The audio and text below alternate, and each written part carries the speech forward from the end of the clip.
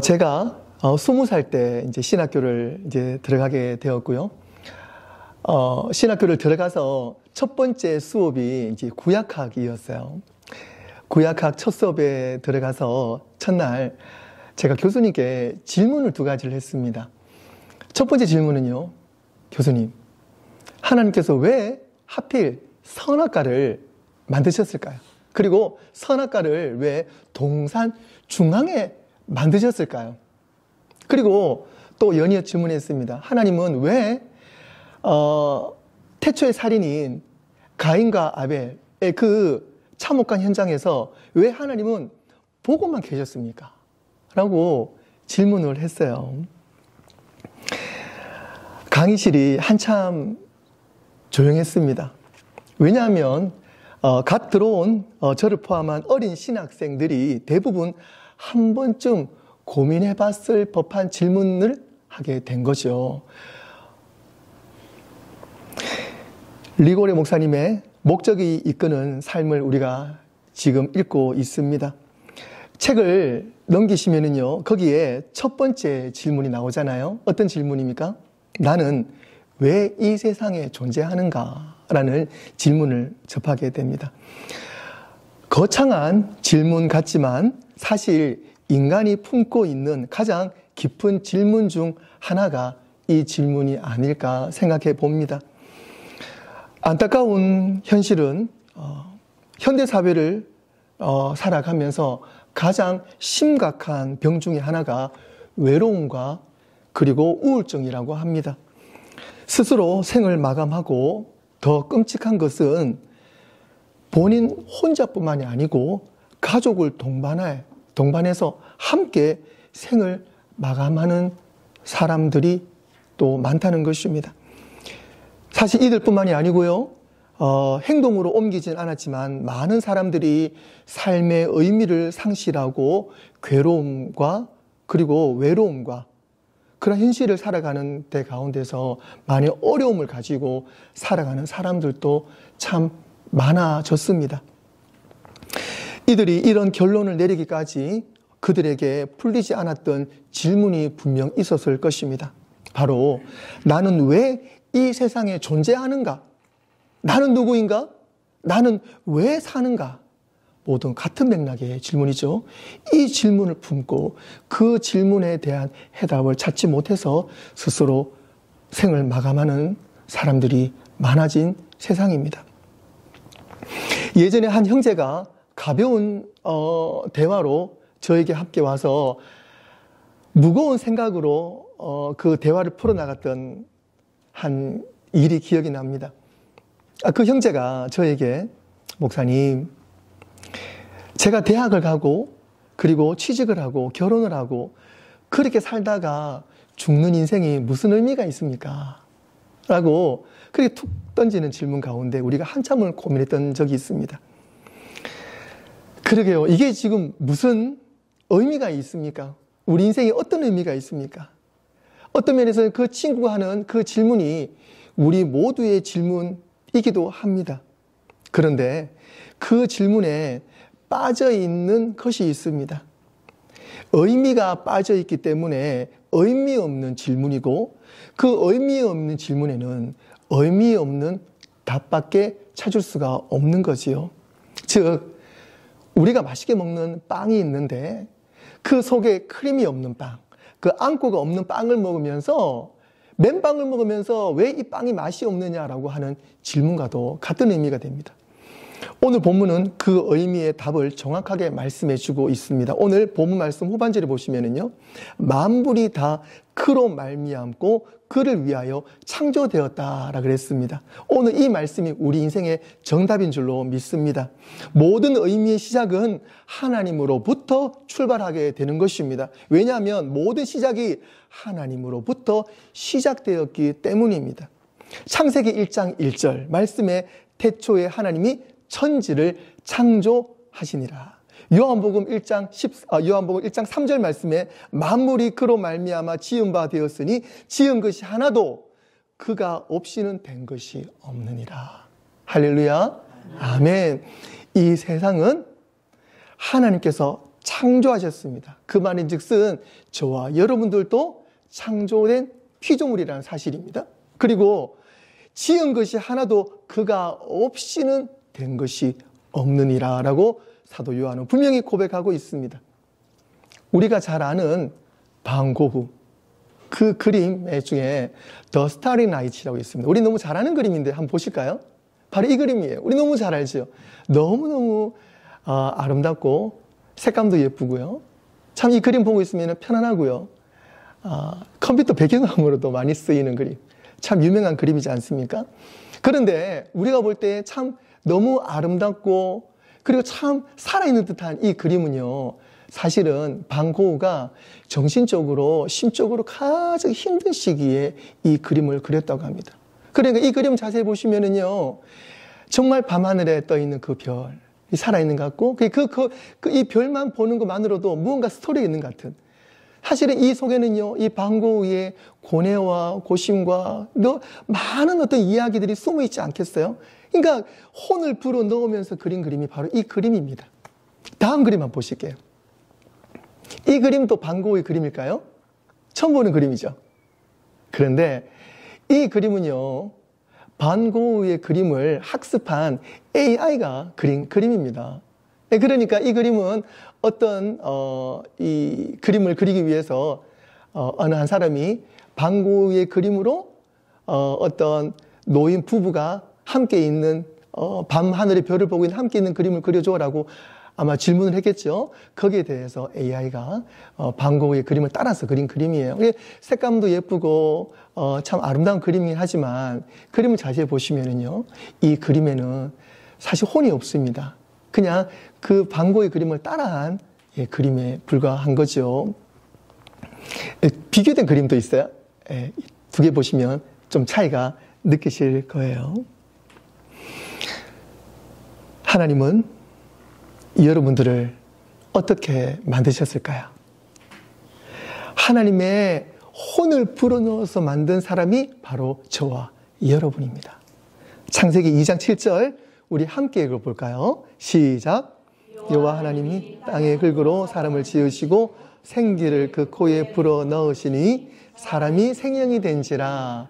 아멘. 분명히 말씀하셨어요.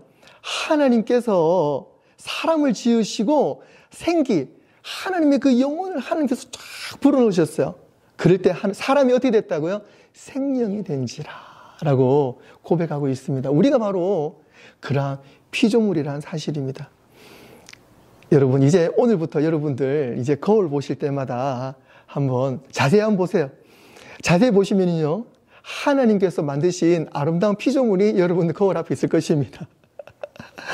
그리고 한번 생각해보세요. 야, 기가 막힌 작품이 내 앞에 있구나라고 매일 감탄 이제 하셔야 돼요. 하실 수 있습니까?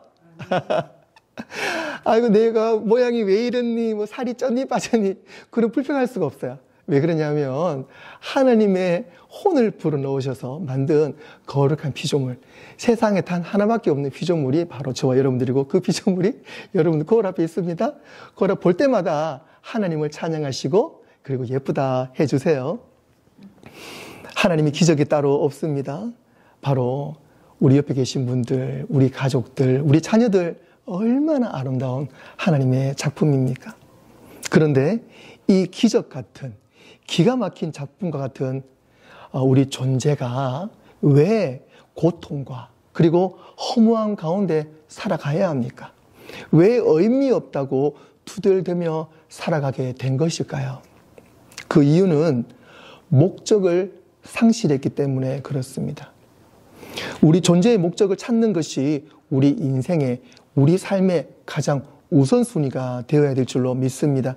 시편 139편 14절에 말씀하십니다. 내가 주께 감사하옴은 나를 지으심이 심히 기묘하심이라. 주께서 하시는 일이 기이함을 내 영혼이 잘 아나이다. 시편 기자는요, 이리 고백합니다. 내가 주께 너무 감사합니다. 왜 그러냐니까 나를 지으심이 심히 기묘하심이라. 정말 내가 어떻게 표현할 수 없을 정도로 기가 막힌 그러한 존재가 나란 사실을 내가 발견하게 되었습니다라고 시편 기자는 고백했습니다. 그리고 사도행전 17장 28절에도 고백합니다.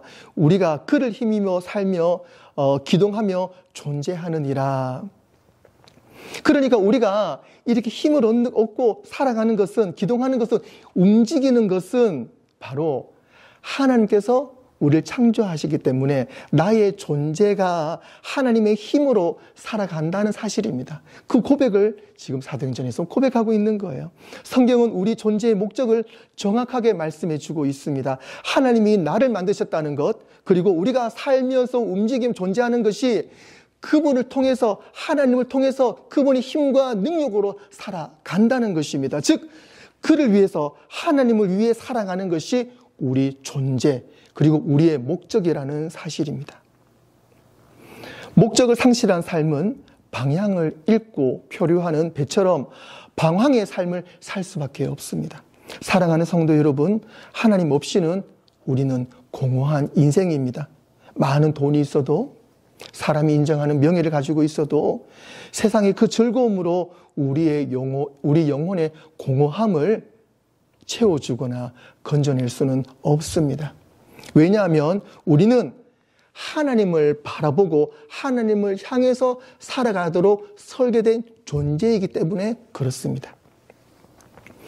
스위스에는 많은 장인들이 있습니다. 시계를 만드는 많은 장인들이 있죠. 그 장인들은요, 하나같이 본인만 가지고 있는 그러한 특이한 기술들을 가지고 있습니다.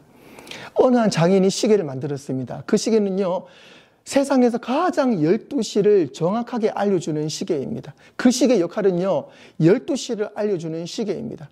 그런데 이 시계에 불만을 품고 어떤 다른 장인이 그 시계를 훔쳐서 분해를 해서 12시뿐만 아니고 1시부터 2시, 3시, 11시까지 다 알려주는 시계를 만들게 된 것입니다. 그런데 그 시계는 결국 멈춰버렸다고 합니다. 왜 그렇습니까? 그 시계는요, 누가 만들었습니까? 12시간만 정확히 알려주는 그 시계 장인이 그 시계를 만들었기 때문에 그 시계에 관해서는요, 그 12시를 알려주는 그 시계 장인 밖에는 이 시계를 아는 사람이 없기 때문에 그렇습니다. 그리고 그 시계는 정확하게 12시만 알려주는 시계입니다. 사랑하는 성도 여러분, 지금 잠시 제가 드리는 질문을 한번 생각해 보시길 바랍니다. 지금 내 삶의 기쁨을 양사방에서 찾고 있는가? 아니면 오직 하나님과 연결되어 있는가? 본인 스스로 한번 생각해 보십시오. 그래서 만약 내 인생의 즐거움을, 내 인생의 의미를 내가 세상 즐거움과 세상의 동서남북에서 내가 혹시 찾고 있었다면 오늘 말씀을 통해서 하나님과 연결되어지기를 간절히 축원합니다. 성 어거스틴이 이런 고백을 했습니다. 주님, 저의 인생은 주를 향하기 전까지는 영혼의 안식을 찾지 못했습니다 라고 고백했습니다. 그리고 성 어거스틴은 참회록이라는 훌륭한 책을 남기게 된 것입니다.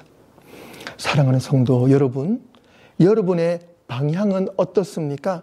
하나님께로 제대로 맞추어져 있습니까?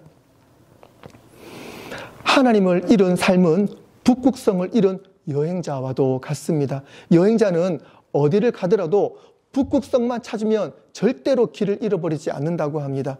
그 길의 기준이 무엇입니까? 길의 기준은요, 남이 내 앞에서 남긴 흔적이 아니라 북극성을 바라보고 나아가는 그 길이 바로 진정한 길의 의미가 될 것입니다.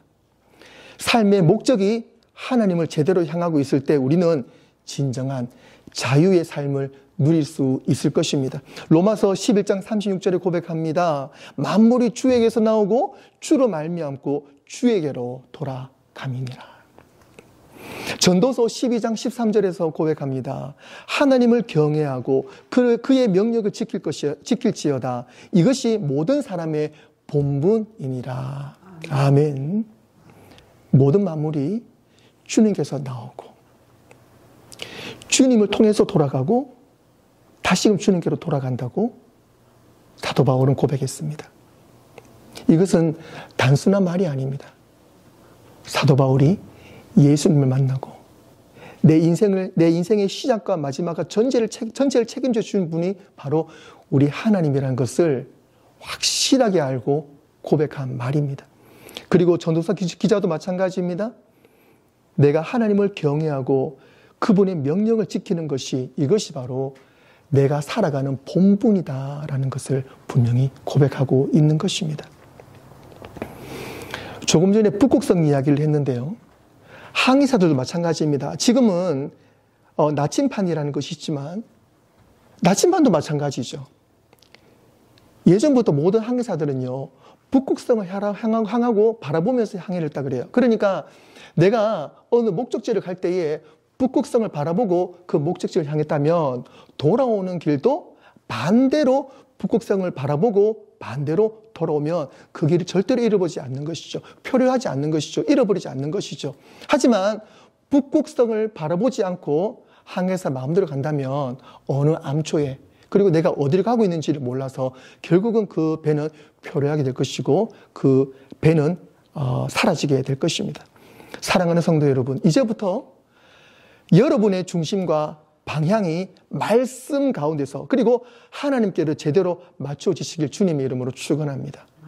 결단하시고 결심하심으로 하나님의 주인 되시는 삶으로 살아가시는 저와 여러분 되기를 축원합니다. 주님, 이제 정말 제 인생의 주인이 되어주시고 북극성이 되어주셔서 삶의 참 목적이 되어주시기를 바랍니다 라는 고백이 저의 고백뿐만 아니고 오늘 저와 여러분들의 고백이 될 줄로 믿습니다. 아멘. 자, 그렇다면 한번 따라하겠습니다. 주님, 이제 정말 제 인생의 주인이 되어주시고 북극성이 되어주셔서 삶의 참 목적이 되어주십시오. 아멘. 아멘. 지금부터 여러분은 진정한 자유로운 인생을 살게 될 줄로 믿습니다. 왜냐하면 목적이 분명하기 때문에 그렇습니다. 모든 삶이 은혜의 통로가 될 줄로 믿습니다. 모든 것이 하나님의 은혜를 경험하는 삶이 될 줄로 믿습니다. 마태복음에서 말씀하십니다. 11장 29절에 나는 마음이 온유하고 겸손하니 나의 멍에를 메고 내게 배우라. 그리하면 너희 마음이 쉼을 얻으리니. 예수는 분명히 말씀하십니다. 나의 멍에를 메라. 예수님께서 함께 하자 그럽니다. 그리고 난 다음에 나에게서 배우라. 그리하면 너희 마음이 쉼을 얻으리라. 우리가 예수님 안에 있을 때에 참 평안함과 참 자유와 참 쉼을 얻을 줄로 믿습니다. 사랑하는 성도 여러분, 예수님 안에 들어가십시오. 그리고 그분 안에서 참 쉼을 가지시기를 바랍니다. 여러분들에게 말씀으로 권면합니다. 이제 하루의 시작을 기도로 시작하시기를 바랍니다. 기도는 하나님을 찾는 믿음의 행위입니다. 하나님께 헌신하는 고백의 기도로 하루를 시작하시기를 바랍니다. 꼭 성경 말씀을 놓지 마시고 꾸준히 말씀 위에서 하나님의 음성을 들으시는 삶을 사시기를 바랍니다.